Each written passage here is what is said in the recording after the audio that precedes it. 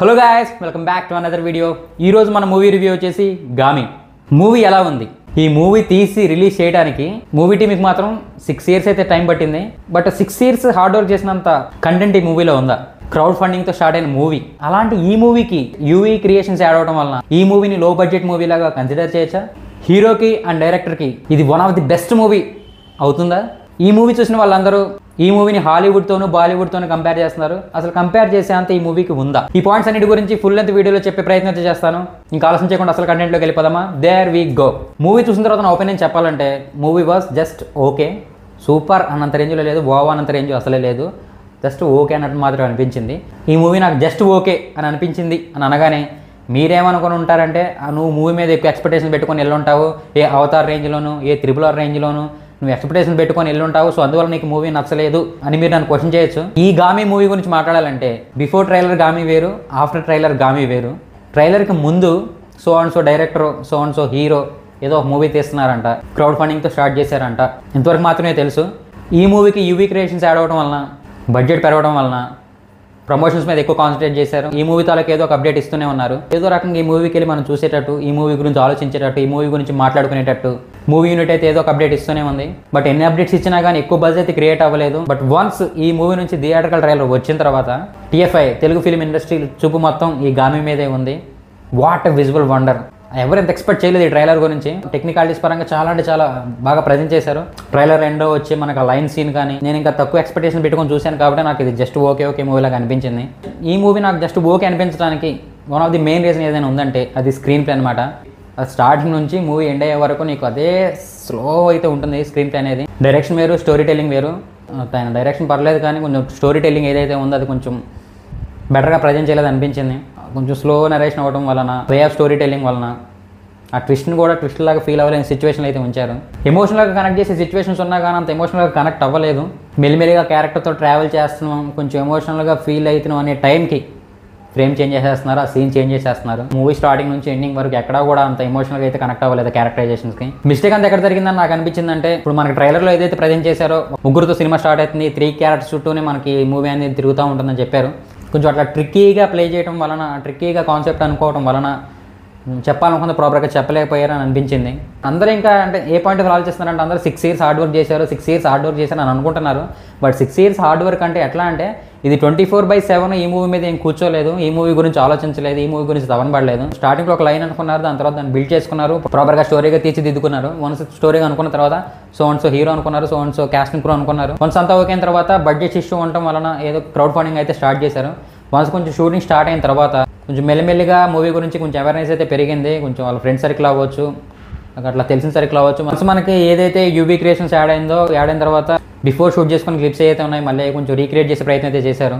అలా ఈ మూవీ మనకి రిలీజ్ అవ్వడానికి ఇట్లా 6 years డ్యూరేషన్ అయితే పట్టింది. RRR మూవీకి 3 years తీసుకున్నారు టైము. ఈ 3 years టైంలో రాజమౌళి గారు ఇంకా వేరే ప్రాజెక్ట్ గురించి ఏం ఆలోచించలేదు, రామ్ చరణ్ అండ్ NTR గారు ఇంకే ప్రాజెక్ట్స్ కూడా చేయలేదు. ఈ 3 years ఈ మూవీ మీద కూర్చున్నారు. ఇలా ఒకే మూవీ గురించి ఆలోచించి ఒకే మూవీ మీద ఆధారపడి ఉంటే దాన్ని కొంచెం అట్లా కన్సిడర్ చేయొచ్చు. బట్ ఈ మూవీ ఈ 6 years డ్యూరేషన్లో మన విశ్వక్సేన్ గారు 6 movies దాకా చేసి ఉన్నారు. సో అలా మీరు 6 years కష్టపడి తీశారు కాబట్టి మంచి అవుట్పుట్ వచ్చి ఉంటుంది, మంచిగా ఉంటుంది మూవీ అని ఎక్కువ ఎక్స్పెక్టేషన్ అయితే పెట్టుకోకండి. ఇంకా బడ్జెట్ అందరూ ఎవరు చూసినా కానీ లో బడ్జెట్ మూవీ అని అనుకుంటున్నారు. బట్ వన్స్ యూవీ క్రియేషన్ ఆడిన తర్వాత అది ఇంకా లో బడ్జెట్ మూవీ ఎలా అవుతుంది?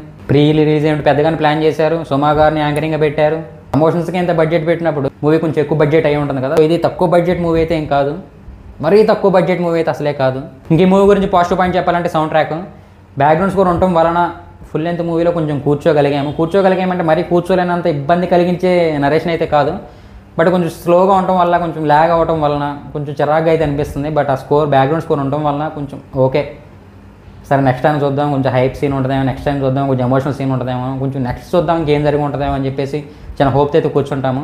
అలా అని చెప్పేసి బ్యాక్గ్రౌండ్ స్కోర్ కూడా ఏం సూపర్ వావ్ అన్నంత రేంజ్లో అయితే లేదు, జస్ట్ ఓకే. క్యాస్టింగ్ క్రూ ఎవరైతే ఉన్నారో వాళ్ళు చాలా matured performance, Oscar range performance అయితే చెప్పలేను. మూవీకి ఎంత కావాలో అంత చేశారు. కొంచెం బెటర్గా యాక్ట్ చేస్తుంటే ఇంకొంచెం బెటర్గా అనిపించేదేమో, కొంచెం ఎమోషనల్ సీన్స్ వర్కౌట్ అయ్యేమో అనిపించింది. ఇంక ఈ మూవీకి one of the plus point చెప్పాలంటే టెక్నికాలిటీస్. మూవీని కొంచెం క్వాలిటీగానే ప్రజెంట్ చేశారు అనిపించింది. బట్ మూవీ యూనిట్ అంతా టెక్నికాలిటీస్ మీదే కొంచెం ఎక్కువ హోప్స్ అయితే పెట్టుకున్నాయి అనమాట. మనకి ట్రైలర్లో ఏదైతే ప్రజెంట్ చేశారు లైన్ సీన్ చాలా బాగా ప్రజెంట్ చేసామని అనుకున్నారు. ఎంత టెక్నికాలిటీస్ ఉన్నా కానీ స్టోరీలో విషయం లేనప్పుడు దెర్ ఈజ్ నో యూజ్ అనమాట. అంతవరకు ఎందుకు అవతార్ మూవీని తీసుకుందాం. అవతార్ మూవీ అయితే చాలా అంటే చాలా ఎక్స్పెక్టేషన్స్ పెట్టుకున్నారు. ఎందుకంటే తను చిన్న డైరెక్టర్ కాదు అండ్ తక్కువ బడ్జెట్ మూవీస్ అసలే తీయడు.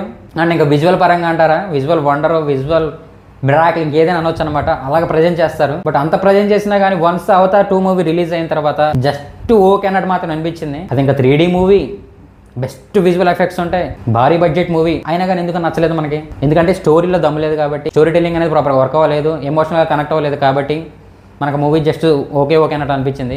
ఏ మూవీ కన్నా విజువల్స్ ఏమి పెద్ద ఎక్కువ ఇంపాక్ట్ అయితే క్రియేట్ చేయవు. స్టోరీ ప్రాపర్గా ఉండాలి, స్టోరీ టెల్లింగ్ కూడా ప్రాపర్గా ఉంటే మాత్రమే మూవీ అనేది సక్సెస్ అవుతుంది.